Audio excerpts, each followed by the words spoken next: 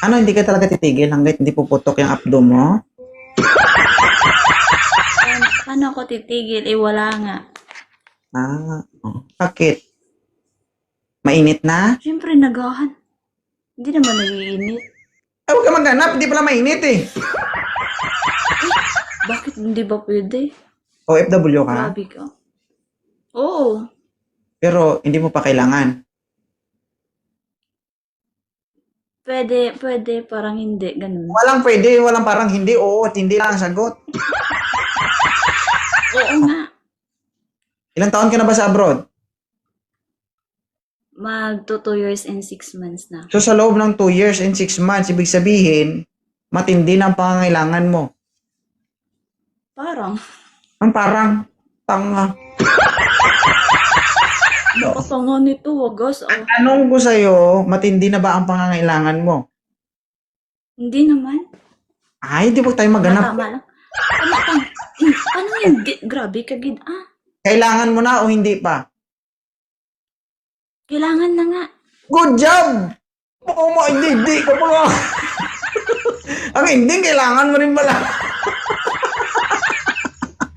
Oh. Huh? Ilang taon na si Monique? 29. 29 years old. Ilan yung anak? 2.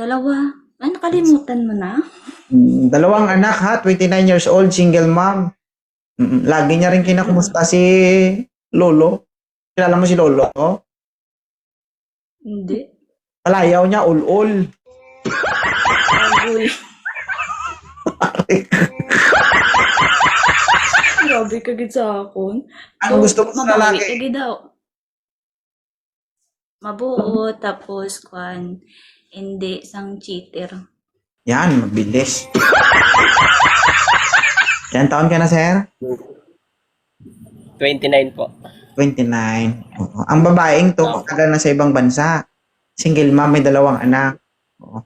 Nagkabitak-bitak na pong kalsada nito, kailangan yung asfalto mo.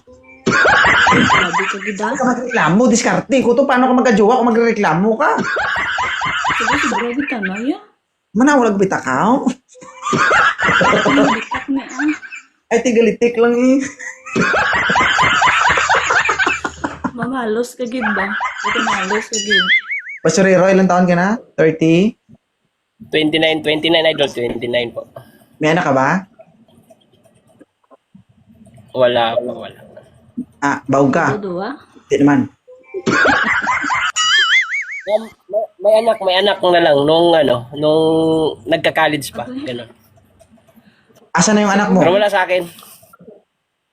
Nasa mama, nasa ko, ex. Ganun. Okay, nagbibigay ka ba ng sustento sa anak mo? Dati yun, ngayon nasa ibang bansa, gano'n. Dinalanan niya. Okay. Ma'am, kailan to, ma'am? Ngayon pa lang, nagsisinungaling na. Anak niya yun, Hindi, kasi, I mean, akala ko kasi yun. May Kaya mga tinatanong niya, idol. may mga anak ako ngayon. na kahit anong pilit natin, hindi talaga pwede. No? Kahit anong Yes. gusto mo magpaka-responsable sa anak mo kung ayaw ng partner niya.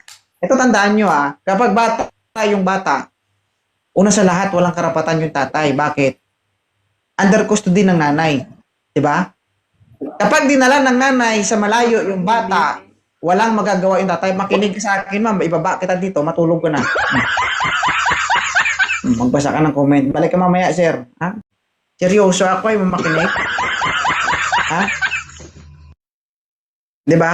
Kahit anong gawing magpakatatay ng isang lalaki, kung bata pa yung bata, dalhin ng nanay, walang magagawa yung lalaki. Alam niyo yan. Tama? Diba? Yun ang totoo, diba? Paano kung bata pa yung bata, dinala ng nanay sa ibang bansa? May magagawa siya? Wala. Paano kung gagawa ng paraan ng nanay na ilayo yung bata sa tatay? Putulin yung communication, may magagawa ng tatay? Wala. Bakit? Under custody yung ang bata ng nanay. 'Di ba? Sa kanya galing yun nung college pa. Oh. Matanda siya ngayon. Hindi natin try to analyze muna sa sitwasyon bago tayo magsalita, ha? Nagsasalita pa ako, hindi ka nakikinig sa akin? Kapag bardagulan, gustong-gusto nyo. Pag seryoso, ayaw nyo makinig, di ba?